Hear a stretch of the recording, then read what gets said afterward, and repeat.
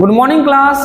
तो आज के क्लास में हम लोग सीखने वाले हैं पेयर वर्ड के बारे में, जो कि लैंग्वेज में बहुत ही ज्यादा इंपॉर्टेंट है। और आज का हमारा पेयर वर्ड है on the one hand and on the other hand. आइए इसको हम लोग डिटेल्स में समझते हैं कि इसका इस्तेमाल हम लोग कैसे करेंगे। ऑन द वन हैंड का मतलब होता है एक ओर या फिर एक तरफ। ऑन द अदर हैंड का मतलब होता है दूसरी ओर या दूसरी तरफ। जब ऑन द वन हैंड का इस्तेमाल होता है तो उस सेंटेंस में ऑन द अदर हैंड आ जाता है। जैसे एग्जांपल समझिए, एक तरफ तो तुम फ्लुएंट इंग्लिश बोलना चाहते हो और दूसरी तरफ हार्ड वर्क करने को तैयार नहीं हो। फ्लुएंट इंग्लिश का मतलब होता है बहुत तेज इंग्लिश, धारा प्रवाह अंग्रेजी। आइए ट्रांसलेट करते हैं। एक तरफ on the one hand, on the one hand एक तरफ तुम फ्लुएंट इंग्लिश बोलना चाहते हो। सब्जेक्ट है तुम, यू, ये प्रेजेंट इंडेफिनिट टेंस है। चाहना कि इंग्लिश वांट, एस से यस नहीं लगेगा क्योंकि यू प्लूरल है। On the one hand you want to speak fluent English, fluent English. On the one hand you want to speak fluent English, और दूसरी तरफ एंड दूसरी तरफ ऑन द अदर हैंड। ध्यान दीजिए, लैंग्वेज में हम लोग ऑन द अदर भी इस्तेमाल कर देते हैं, हैंड का इस्तेमाल नहीं करते, डायरेक्ट हम लोग ऑन द अदर भी बोल देते हैं, तो वो भी सही है। On the other hand hard work करने को तैयार नहीं हो। कौन तैयार नहीं है? ये सब्जेक्ट तुम। भले यहाँ पर सब्जेक्ट लिखा नहीं गया है, लेकिन यही काम यही सब्जेक्ट यहाँ भी कर रहा है, इसलिए यहाँ पर सब्जेक्ट हम लोग तुम, यू मान लेते हैं।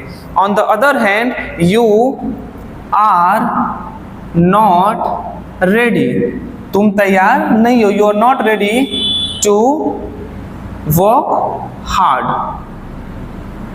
तो हमारा सेंटेंस हो जाएगा on the one hand you want to speak fluent English and on the other hand you are not ready to work hard.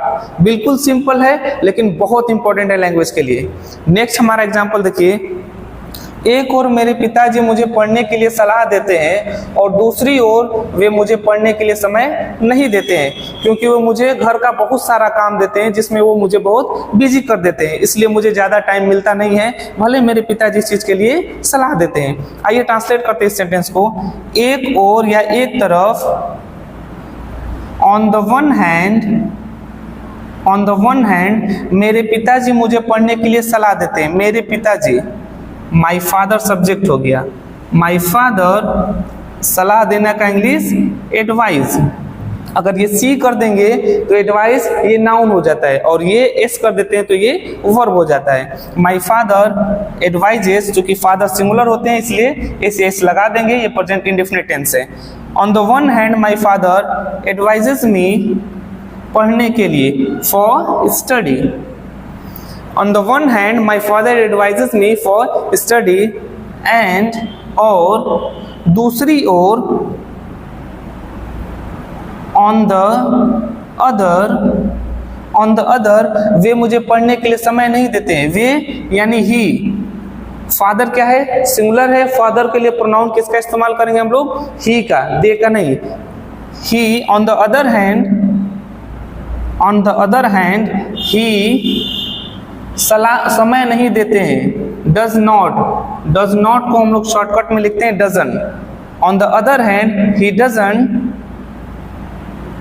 Give me time.